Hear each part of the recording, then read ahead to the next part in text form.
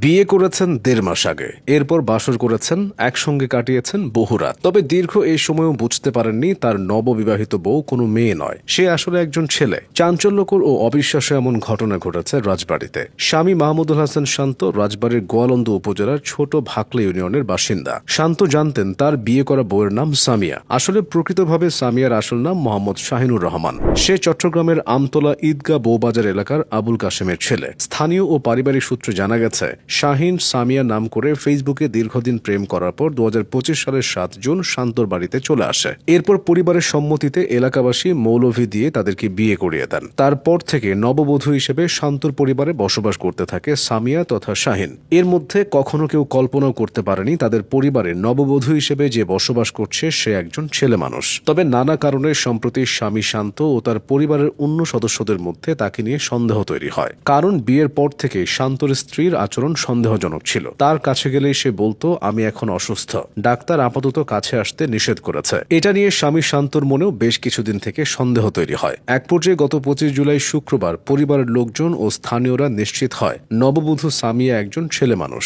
বিষয়টি এলাকায় জানাজানি হলে ব্যাপক চাঞ্চল্যের সৃষ্টি হয়। দ্রুত ছড়িয়ে পড়ে সামাজিক যোগাযোগ মাধ্যমে। শান্তর মা সোহাগী বেগম গণমাধ্যমকে জানিয়েছেন, একজন ছেলে মানুষ আমাদের পরিবারে বউ হয়েছিল, আমরা ঘুণাক্ষরেও টের পাইনি। মাহমুদুল হাসান শান্ত জানিয়েছেন, ফেসবুকের মাধ্যমে কথিত সামিয়ার সাথে তার পরিচয় হয়। শুরুতে বন্ধুত্বের সম্পর্ক থাকলেও এক পর্যায়ে তাদের মধ্যে প্রেমের সম্পর্ক গড়ে ওঠে। পরে হুট করেই সামিয়া তথা শাহিন তাদের বাড়িতে চলে আসে। দূরত্ব থাকলেও এতদিন প্রেম করায় তাদের একজন আরেকজনের প্রতি টান ছিল। তাই শেষ পর্যন্ত পরিবারের সম্মতিতে তারা বিয়ের পিঁড়িতে বসে। কিন্তু এই সম্পর্কের মাঝে থেকে গিয়েছিল কিছু ফাঁকফোকর। বিয়ের সময় সামিয়ার জাতীয় পরিচয়পত্র না থাকায় কাবিন রেজিস্ট্রি করা হয়নি। সে সময় সে অভিনয় করে শান্তর পরিবারের সবার মন জয় করে নিয়েছিল। কিন্তু তার ছলাকলা শান্তর পরিবারের কেউ বুঝতে পারেনি। পরবর্তীতে বিষয়টি জানাজানি হলে ২০২৫ সালের ২৬ জুলাই সকালে শান্তর পরিবার শাহিনকে তার বাড়িতে পাঠিয়ে দেয়। এ প্রসঙ্গে শাহিনুর রহমান ওরফে সামিয়া পরবর্তীতে অনুতপ্ত হয়েছেন। তিনি বলেছেন, শান্তর সাথে আমি যা করেছি সেটা আমি অন্যায় করেছি,